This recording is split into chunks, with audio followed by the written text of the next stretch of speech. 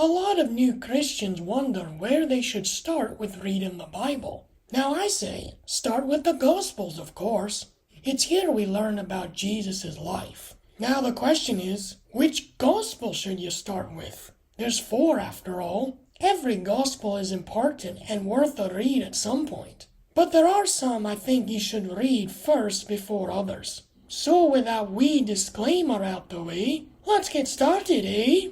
Coming in 4th place is the Gospel of Mark. Notice I did not say last place, as there's nothing wrong with the Gospel of Mark. It's certainly worth a read. However, Mark was the first Gospel to be written, and the other Gospels, particularly Matthew and Luke, expanded on it greatly. So Mark can feel like a sort of summarized version of the other Gospels. Stories that take up multiple verses, even whole chapters in, say, the Gospel of Matthew, only get brief passing sentences here in Mark. So Mark may be the first Gospel to be written, but it is not the first one I recommend you read. Mark really exemplifies the phrase, short and sweet. Coming in 3rd is the Gospel of Matthew.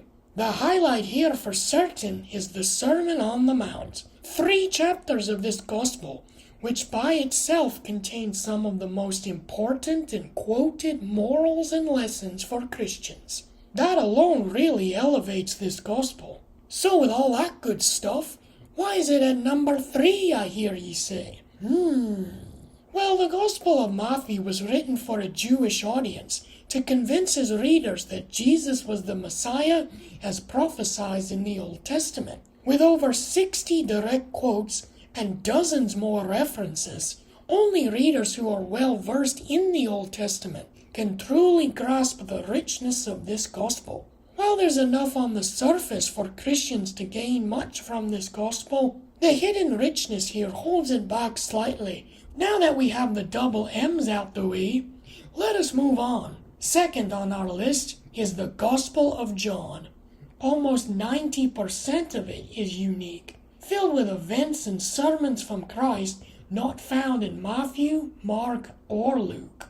The reason for this is simple. Matthew, Mark, and Luke are more concerned with what Jesus did, while John's Gospel is more concerned with who Jesus was. He wants everyone reading to know that Jesus was God in the flesh. Miracles and parables are largely replaced with lengthy theological speeches from Jesus, explaining his divinity and oneness with God the Father. You read stuff like, you must come from water and spirit to be born again.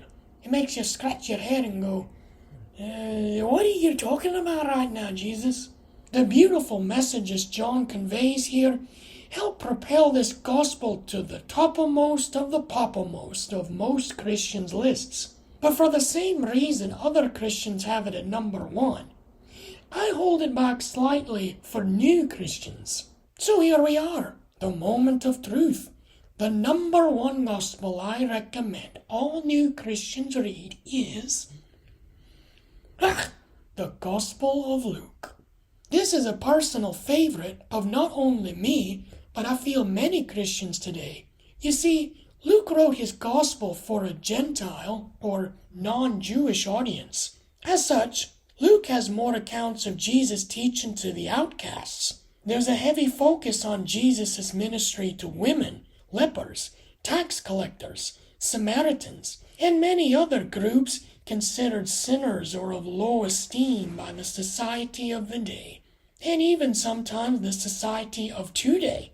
This is why everyone can find such comfort in these particular accounts of Luke.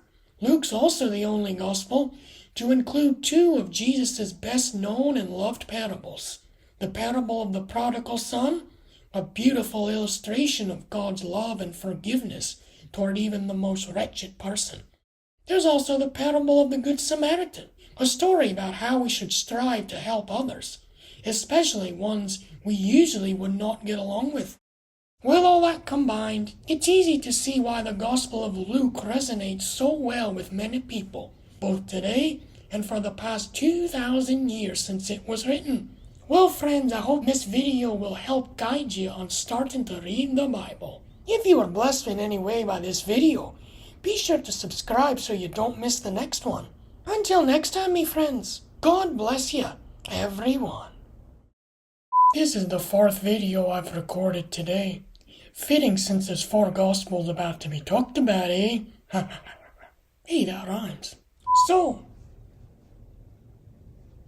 I have food you know nothing about?